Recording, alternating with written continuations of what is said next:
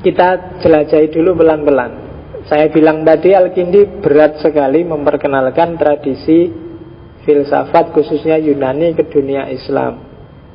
Kenapa? Ya pasti banyak orang yang tidak setuju. Kenapa? Ya filosof Yunani itu kan tidak Islam, kafir itu semua, kan gitu. Banyak orang yang gitu kan.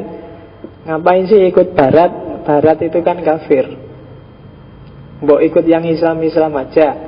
Nah, kalau jawabannya Al-Kindi, ketika ada orang tidak setuju, dia mengintroduksi filsafat, ada jawaban etis, ada jawaban logis yang dicampur di satu paragraf itu jawabannya Al-Kindi di tulisan yang panjang. Jadi yang pertama kalau katanya Al-Kindi adalah kewajiban kita untuk tidak mencela orang yang telah memberi manfaat besar pada kita. Kayak Barat hari ini itu kan sudah ngasih banyak kamu manfaat loh. HP-mu, listrikmu, apalagi semua teknologi yang kamu pakai hari ini, diakui atau enggak, itu kan hasil produknya orang-orang Barat. Listrik itu karyanya orang Yahudi yang namanya Thomas Alva Edison. Tiap hari kamu caci maki kan Yahudi itu. Wah ini mesti pokal gawine Yahudi ini. Wah ini mesti. Jadi kalau di internet sekarang ada yang sebel. Dikit-dikit pokal gawine ya. Sekarang bukan Yahudi yang wah ini mesti tipu dayanya Wahyudi ini.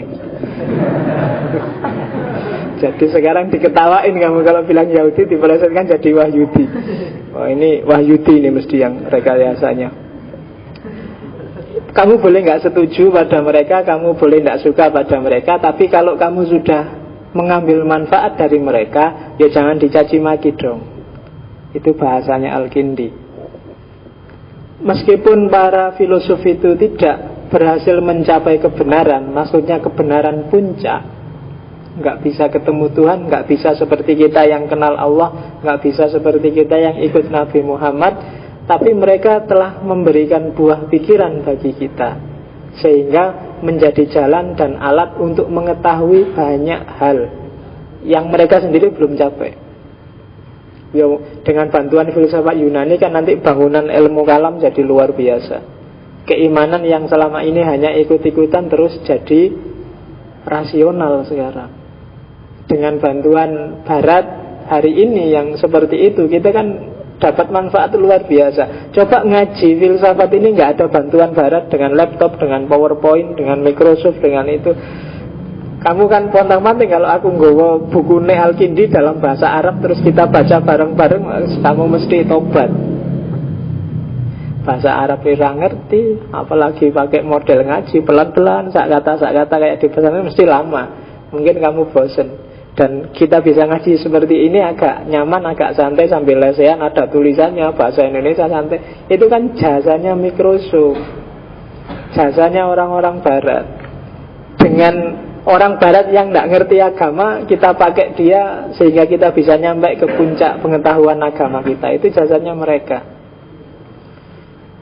Oke.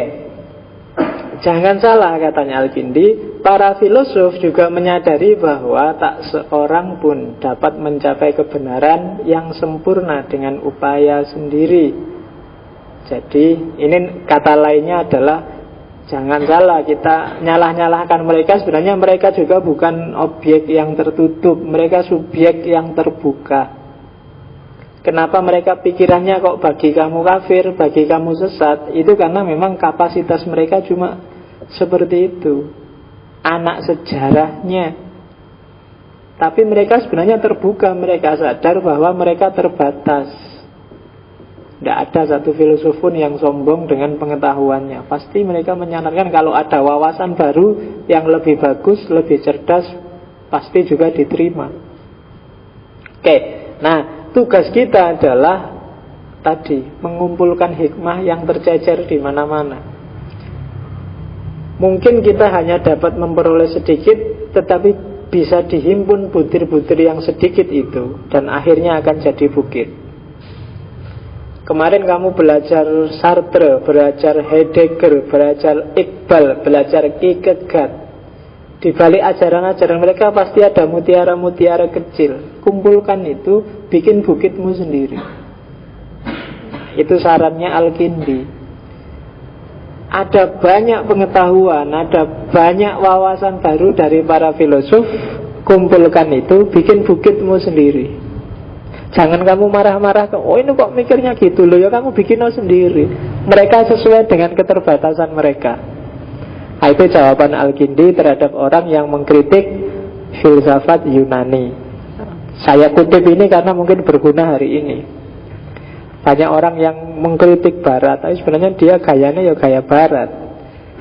Cara berpikirnya juga cara berpikir model Barat. Paradigma yang dipakai juga paradigma Barat.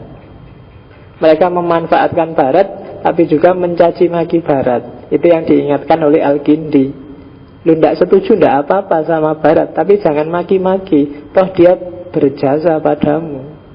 Sedikit atau banyak, dia sudah ngajarin kamu banyak hal, diakui atau tidak. Ya kan? Apalagi kalau kamu pakai etika Islam, itu kamu tidak sopan sama sekali sama gurumu yang namanya Barat itu kan. Ya, jadi padahal kalau katanya Ali bin Abi Thalib kan, ana abduman alamani walau harfan. Aku adalah hambanya orang yang ngajarin aku meskipun hanya satu huruf saja. Aku budaknya.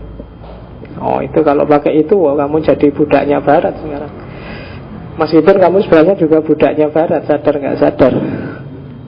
Oke, itu sarannya Al-Kindi.